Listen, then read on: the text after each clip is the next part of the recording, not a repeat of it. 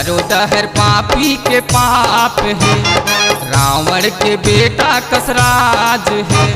चारों डहर पापी के पाप है, रावण के बेटा कसराज है।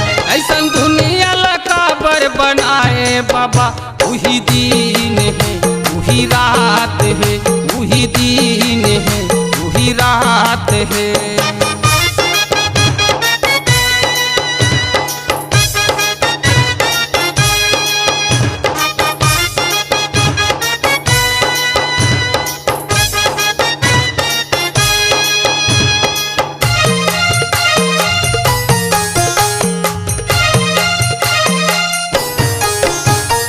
पापी के घर ला महल बनाए, घर मिला झोपड़ी धराए।